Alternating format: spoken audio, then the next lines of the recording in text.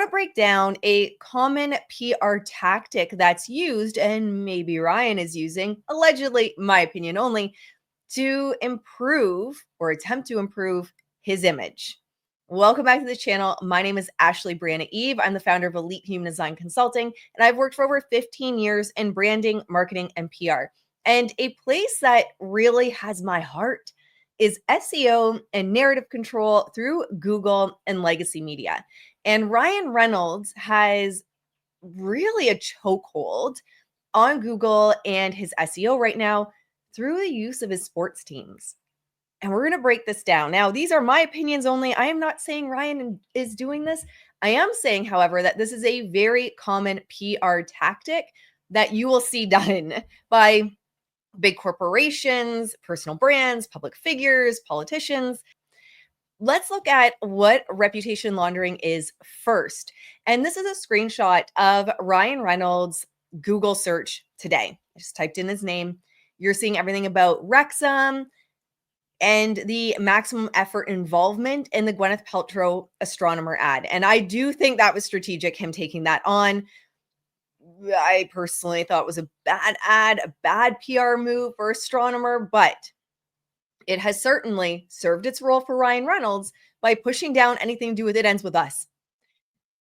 Reputation laundering is really a niche that's developed within the PR industry, and a number of PR firms, ad agencies, lobbyists, even lawyers, yes, have begun catering to corporate and private clients who aren't happy with how the public sees them. Now, it could be a crisis that hits. A breach of trust is essentially what a crisis is. It could be that, or it could just be the brand over time has lost that trust with the public, or the public's just no longer seeing them in the way that corporation or individual might wish them to be seen.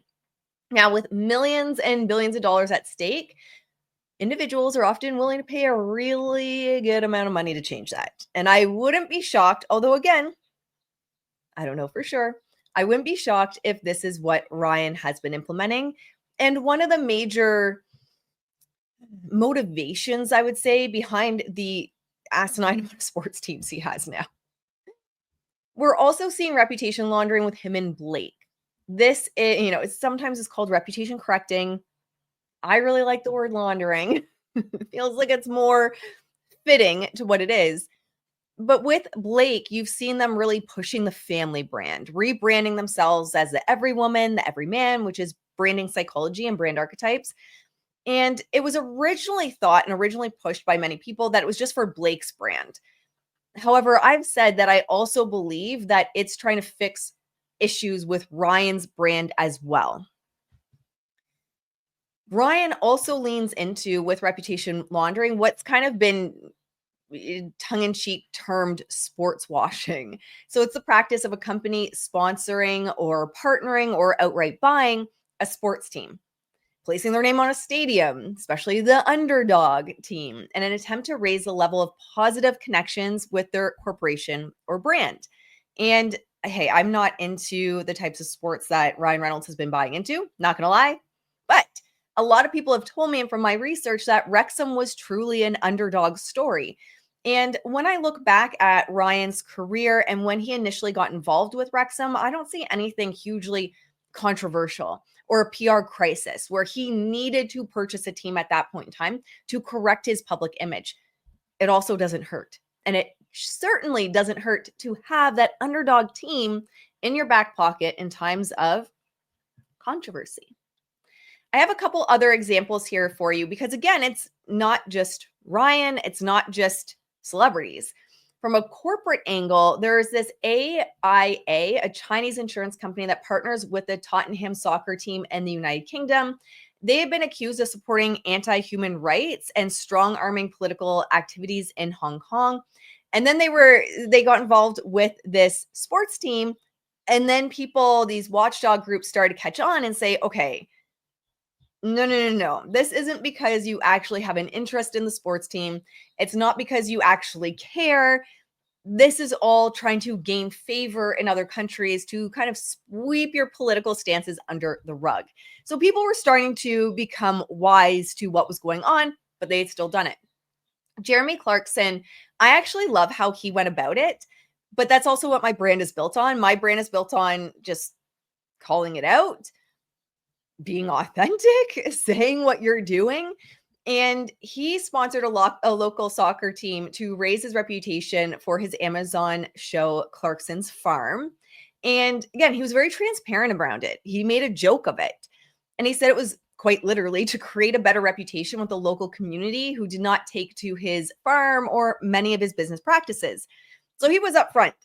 He said, and it was quoted, "If I was going to win over the village, I would need a much grander gesture. So I thought of one, sponsor of Chaddington Football Club." He even tweeted a playful message aimed at Rexom celebrity-owned club saying, "Okay, Rexom, Chaddington FC is coming for you." Now, when we look at Ryan's history, oh, and I forgot to edit that, MNTN IPO. And that did remind me of something. I have had a lot of people in the last few days say, "Ash, didn't you do videos on Ryan Reynolds and MNTN Mountain?" Yes, I did. So I will link those two videos in the show notes here for you guys. They're about 4.5 months old, going on 5 months old. At the beginning of 2025, it was a particular interest of mine of looking at what was going on with Mountain and its IPO and the impact that It Ends With Us lawsuit controversy, as well as Ryan Reynolds being a personal brand, was going to have on that. So I do have 2 videos up on that. It does take a branding perspective to it. I hope you guys enjoy. Make sure to like it, subscribe to the channel, leave a comment on those videos, but I will link them below. That was a good segue. I wish I could say I intentionally forgot to edit that out, but I didn't. I just forgot. Now, from what I can find in regards to his sports teams, these are the ones I found. Could he have more? Very possible that he could have more. Rexom AFC. So Reynolds and Rob bought the Welsh football club Rexom in late 2020, from what I can find. And the takeover was complete in 2021. And that is a big time underdog team. And again, I can't find anything hugely controversial at that time. Let me know if there was, because heaven knows I don't know everything Ryan Reynolds did. And if there is something where you go, "Oh my gosh, Ashley, it lines up with this timing," what I would like you to do is send an email to tips, TIPS, at ashleybriannaeve.com and let me know. And we can do a video on it. We can connect the dots on how he was reputation laundering, specifically with Rexom AFC, based on what the controversy was.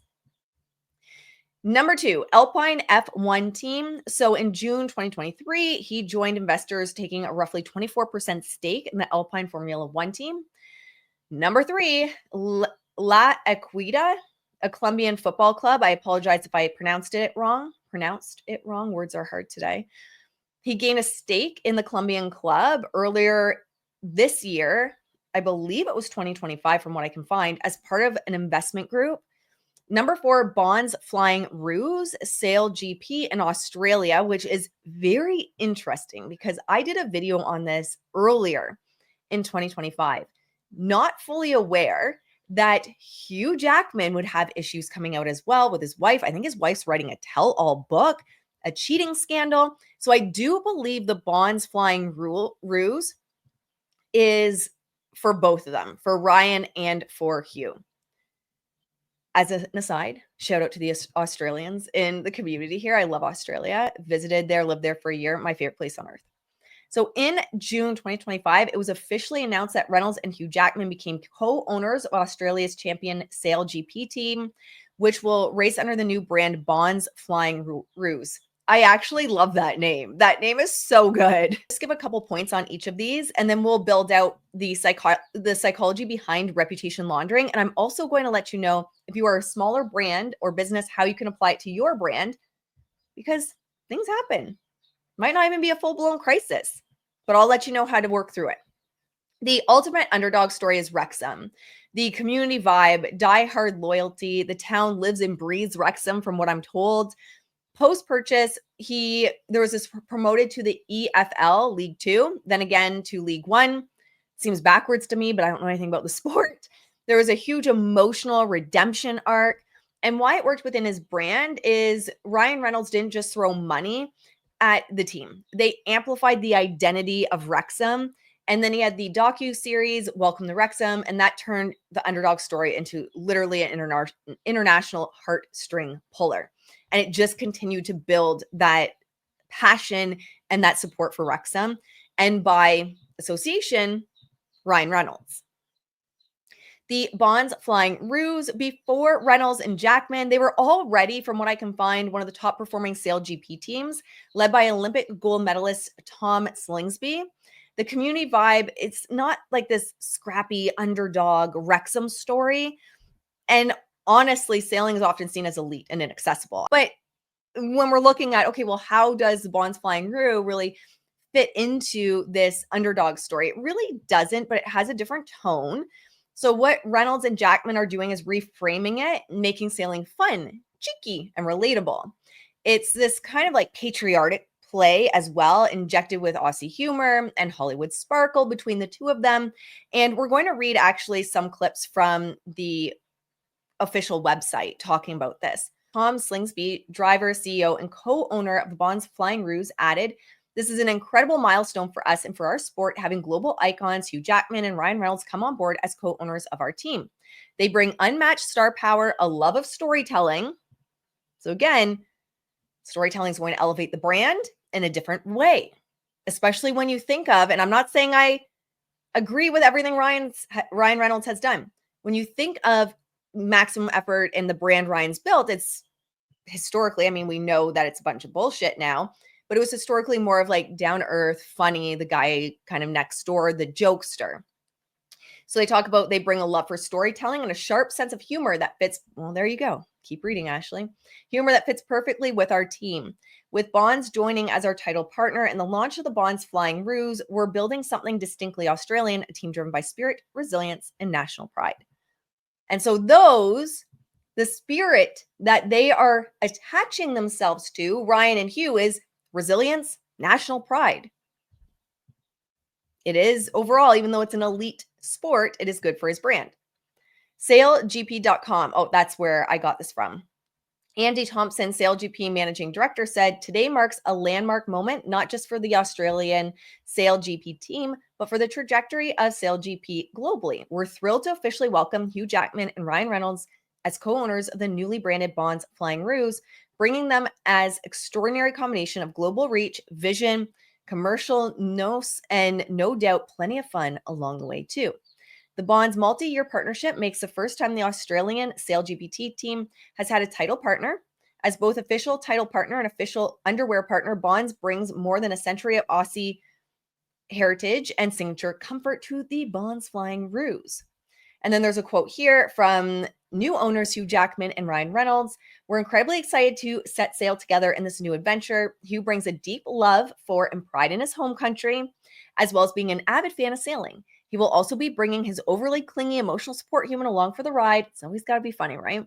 "Apologies in advance to Australia. No comment on whether we're writing this in our bonds." It's just, I feel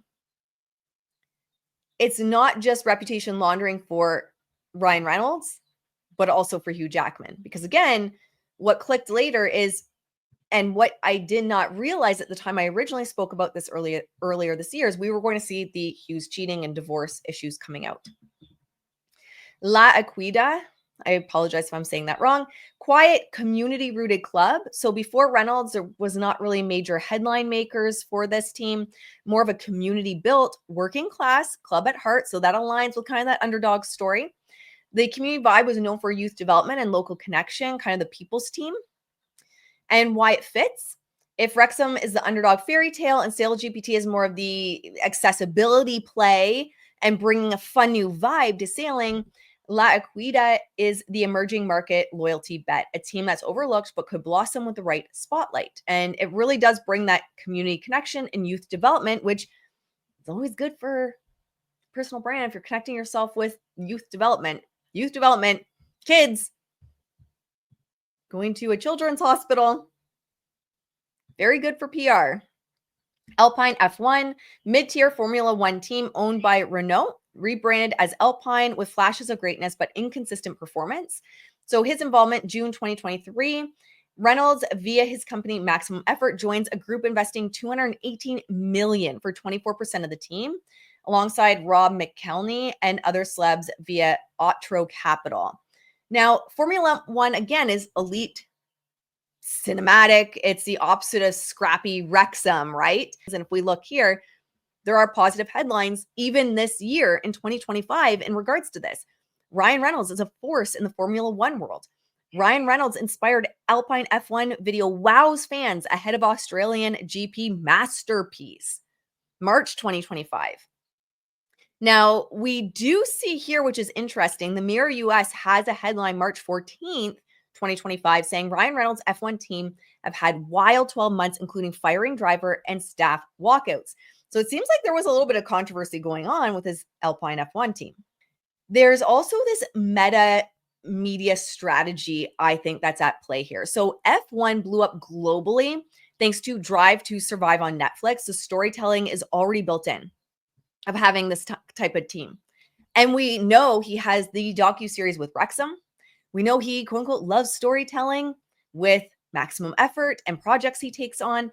So the fact that F1 blew up globally thanks to this Drive to Survive, again, I think there's a bigger play here, a meta media strategy, if you will. So Reynolds is buying into a league that's already producing viral stories, memes, Netflix moments.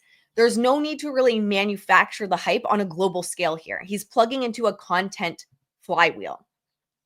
The interesting thing I found as well is there are rumors that he also purchased, through maximum effort with the Alpine F1, content creation rights as part of the deal. So again, did he see this Netflix series do really well? And he's like, I need that. Very possible. So if that's true, it means he's not just an investor. He's packaging the narrative, branding it, and monetizing it, turning it into something bigger. But it's just interesting. It's not just sports, it's IP creation at this point in time. And I saw this from just 2 weeks ago. Apple makes staggering multi-million-dollar offer for American F1 rights to bid to usurp ESPN. Encouraged with the box office success of F1 the movie, Apple is now in talks to buy Formula One's US media rights, sources familiar with the matter have said. A lot of potential to branch out with these sports teams. So it's not just purchasing a sports team, it's storytelling, content creation rights, turning it into like a whole media giant, each of these sports teams. And I do believe that's part of the bigger strategy with them. So will this work? I mean, there are points in time where you cross the point of no return, essentially. And I believe Ryan is flirting with that line right now. Blake has crossed it a long time ago. I've said there are off-ramps she could have had all along. In the beginning, she has not taken them. She has doubled down. Ryan Reynolds as well. For Deadpool to be shelved, for me, even though Marvel movies themselves are struggling right now, Deadpool is always a moneymaker. And don't tell me, I won't believe you if you tell me that they would have known or predicted that Deadpool would be a massive hit again, and they still shelved it. There's impact going on with Ryan's brand behind the scenes. 100%. You cannot deny it. Does he have the money to weather it? I mean, again, it's to be seen. Are there sports fans that don't know what's going on with the It Ends With Us lawsuits and Ryan's involvement? Probably. Are there Deadpool fans that are not realizing what's going on with the lawsuits and the wider community that don't realize what's going on with the lawsuits? Yeah, there are. And especially in Hollywood, if people are afraid to attach your name to something because of what's going on, I don't know. He might be learning the hard way that his ego got a little bit too big. He thought that he was untouchable. However, for right now, in Google SEO, it's working. I want you to zoom out as someone that's involved. If you're involved in following the It Ends With Us lawsuits and Justin Baldoni and Blake Lively, zoom out a bit and think if you were only a sports fan, if you're only a Deadpool fan, you're like, shit, what's Ryan Reynolds up to these days? And you go into Google and you type in Ryan Reynolds news. This is what you're seeing. And it's actually fascinating to me. Honestly, it is fascinating how well they are controlling the SEO right now for Ryan. You're seeing Rexom, the risk behind Ryan Reynolds' Rexom success explained, Rexom confirms the arrival of another former Premier League star as Ryan Reynolds and Rob McElhenney push for a fourth consecutive promotion. We have the Ryan Reynolds Maximum Effort Gwyneth Paltrow ad, which shows up multiple times. Rexom plotting ambitious move for former Premier League captain as Ryan Reynolds and Rob McElhenney eye fourth promotion. And then we also have Ryan Reynolds invested into the Order of Canada. That is, believe it or not, also within the first couple pages of his SEO. So when we're looking at going after legacy media and Google, which is still, believe it or not, the number one place people are getting their news, YouTube is catching up. Social media is catching up, but there's still a lot of people that get their news through Google.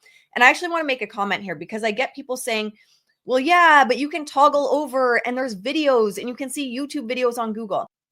If you genuinely get your news from YouTube or TikTok or Instagram, do you go to Google to type in Ryan Reynolds news to then search for videos on Instagram? It makes legitimately no sense. Makes no sense. If you're going to Google, often you're someone that reads, you want to read something rather than watch like an hour-long video around it, but you're going to Google to see what Google says, right? You're not going through to toggle through and find videos. You would primarily go to those platforms. So the vast majority of people that go to Google are going because they're looking to see the results on Google. The front page. Your front page is your best real estate. Even better on what is above the fold. So above the fold, you don't have to scroll down. Above the fold is what you can see without having to do a damn thing. That is your best real estate, where you don't have to click, you don't have to scroll. And something I talk about with clients as well is every time you have to get people to take an action, click this link, go here, do this thing, scroll down, you lose them. That's why even on a sales page, you're going to be like, start now, and have the ability to click. Because people get bored, you fucking lose them. So you want that start now, learn more now, the click at the top, something above the fold. And if you're looking at search results above the fold, now algorithms are different. SEO is search engine optimization. You can quite literally only search engine optimize Google. You can't search engine optimize TikTok. That's an algorithm. Algorithms are very different. So they operate based on a different set of rules. But just an interesting domination of positive stories for Ryan. It's quite fascinating, just from like being involved in the industry, how little you see about the It Ends With Us lawsuit. And also, look, they're constantly pushing out stories within the last week, 23 hours, 1 day ago, 5 days ago. They're constantly pushing out new stories for Ryan in regards to this because the newest is going to populate first. And you don't want Ryan Reynolds in a headline of It Ends With Us and Justin Baldoni popping up and overpowering this. And it's more. The Ryan Reynolds receives Order of Canada honor with support from Blake Lively and family. The rise of Ryan Reynolds, a Canadian icon in Hollywood. Blake Lively beams with pride as Ryan Reynolds is given Canadian honor. How Ryan Reynolds was involved in Gwyneth Paltrow's viral astronomer ad after Coldplay kiss cam scandal. I do think for Ryan, it was a win for him to be involved. Even if people thought like a PR win for him, even if people thought it was a bit tone deaf, just from the place of like, it's literally buried. It's buried. It Ends With Us with all these different stories, right? So it doesn't look, again, if you zoom out and you think you're just some rando going to Google, it doesn't look suspicious. Don't be suspicious. One of my favorites. It doesn't look sus because it's a bunch of different stories, a bunch of positive stories. So interesting. So let's look at the psychology behind reputation laundering. The end of the day, if Ryan is reputation laundering, he's not trying to convince pro Justin Baldoni people that you should like him or you think he's a good guy. He's trying to salvage what's left. But also, we want to look at this from the lens of anyone that does this, right? Because I work in the field. So we look at from anyone. Why would you use something like this? One, cognitive dissonance reduction. A public figure that has done something bad, but they're also doing things that are really good. That cognitive dissonance, it can be uncomfortable to live with. And I'll even admit myself, with Ryan Reynolds in the beginning, I was really struggling with his involvement in this because I genuinely liked Ryan Reynolds. So people don't want to believe that, say if they had a positive connection with Ryan and they liked Ryan, they thought he was funny, They can do bad things like try to take down this sweet guy, the spiritual guy, Justin Baldoni, that talks about gratitude. People don't want to live in that state. So instead of holding those two conflicting views or those two conflicting truths or perceived truths, he's shady, he's trying to take down this sweet guy, Justin Baldoni, who's just trying to get this movie about DV made. Well, he also saved this football club. And look, he's involved with another club that prioritizes youth involvement and community. It reduces that cognitive dissonance. It kind of softens the bad one to make room for more inspiring versions. And the idea is if you can get those feel good feelings in people enough and connect someone with feel good feelings enough. So, for example, Rexom, you start to see their grip on the bad start to lessen. Again, I'm not saying that will happen for the Justin Baldoni people. He is not, I'm telling you right now, Ryan Reynolds has given up on trying to convince content creators that he's a good guy. He's subpoenaed us. He's moved on from that. He's looking at the broader society, I would imagine, and people that don't really follow what's going on. Number 2, identity alignment. So humans project their own values onto others. And so if he invests in these underdogs teams, like even animals, let's pull away from Ryan for a second. You get someone that's had a controversial PR crisis and now they're saving baby elephants. They're saving baby elephants. You're like, shit, that's actually a cool thing to do. I didn't like you because of what you did, but damn it, baby elephants need to be saved. Right? Or kids. You're in a PR crisis. You want to, does this remind you of anyone? You want to dissociate yourself or remove yourself from that PR crisis. Maybe you go visit a children's hospital. So people will subconsciously assume and make the connection. You're loyal. You care about community. You're not just in it for the money. How many times do you see celebrities donate to charities, go to children's hospitals, etc., and people be like, see, they're not just in it for the money. I'm not saying they would not have done those positive things regardless, but if cameras are there and it's being used as publicity, this is why they're doing it. It's to show you or that person as being loyal, that you care, you're humble, you're sweet, you're not just in it for the money. You want to do good things with your money. Because it is very possible for celebrities to do things with the cameras there. So even if there's this past drama, your new association overwrites the old ones. For many people, it's not going to be for everyone. 3, algorithmic favoritism. Apparently that was a hard word. We're struggling with words today, guys. So launching something that is emotionally magnetic, say, for example, sports team docuseries, creates searchable distraction. Or launching something that's emotionally magnetic, say visiting a children's hospital. It's going to create searchable distraction. It's going to be positive PR. The controversy gets pushed lower down. Like I said, page 2 on Google is death. It's death. Just lie in your grave. Because page 1, remembering what I just said, page 1 above the fold is your prime real estate. Again, when we're looking at Google as an example, you want things on page 1. If it's all page 1 of Ryan Reynolds' connection to the It Ends With Us lawsuit. And page 2 is his Rexom stuff that people don't care. No one's looking at it. 4, hero narrative bias. People love redemption stories. Like I said, when a controversial person does something redemptive, it activates their archetypal hero's journey. The fall from grace, rebirth through community action, and victory through humility. The issue these two are going to have, do they have the humility? I don't think so. I genuinely don't believe they have the humility to have an actual hero narrative arc. And that may actually end up being their downfall, not having the humility. And with 4, you don't even necessarily have to own up and apologize necessarily. Just redirect the narrative to what you're building next. These two right here, Ryan and Blake, they ain't getting out of this without an apology or a win for Justin in court. Now, if you have a personal brand or a business that you're building, how can you reputation launder like a pro, even for smaller brands? Because everyone's going to hit issues. That's just the reality of building a public brand, right? Like there's going to be issues. You're human, you're going to mess up, you're going to do something stupid at some point in time, or someone's going to try and cancel you. It happens. Number one, start a positive project that feels bigger than you. Build something with social proof and service baked in. Examples, donations, host a free challenge, or micro conference tied to your mission.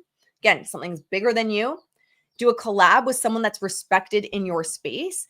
When you collaborate with someone that's respected in your space, you kind of fast track the know, like, trust factor with their community, because that person's saying, hey, I give them the stamp of approval. They're good people. But also, if people trust that individual whose platform you were invited on, you're going to have some of that like magic gold dust rub off on you, potentially. So as a smaller brand or a smaller business, if something comes up, do a collab with someone that's respected. Reach out. Now, position it on how it's beneficial to them. Please don't reach out as part of your email to them and be like, hey, girl, hey, so everyone hates me right now. And I just thought it'd be so good for my brand if like I was on your podcast. Probably not the right approach. I wouldn't recommend that approach. Frame it on how it's beneficial to them if you're expecting access to their audience and their good juju. So why it works, you also move from me versus them energy to I'm here to serve, reframing your identity in action. I would recommend being authentic, please, for the love of God, with this. Don't be phony. And I think that's why it works so well for Taylor Swift when she does things like charity donations or goes to the children's hospital, because I genuinely believe that's who she is, that she wants to help, that she wants to give back. So that's why it feels good. That's why you fight for her. That's why you don't see it as PR. All the Swifties die on the hill that it's not PR. I'm like, dude, it's PR. She could have gone there without the press, even her own press, taking the pictures, publishing the pictures. The fact that it's like flooding Google the next day, it's press. It's not a bad thing. I think we have to remove some of the stigma around PR as well, because PR isn't necessarily nefarious, right? And I believe that's why it works so well. So when Taylor was looking to remove herself from this drama, it was actually, I think, 2 weeks or a week before she went to the children's hospital. I did a video and I said, we'll probably see Taylor make a donation or do something front facing in her PR, like go to a children's hospital. And then she did about a week, 2 weeks later. And I believe that it works. And I'm going to die on that hill so well for her because it's genuine. She would do it regardless. Now, she probably would prefer no bad PR, but, lie with dogs, get fleas, Tay. Number 2, flood the feed with aligned proof of work. Now, of course, you're not going to be able to flood it necessarily if you're a smaller brand like Blake and Ryan might be able to. However, in your feed, for example, Instagram or YouTube, don't necessarily fight back. I mean, that could be your brand. Your brand could be fighting back. That's a whole thing. And some of my favorite brands are those that'll fight back against people.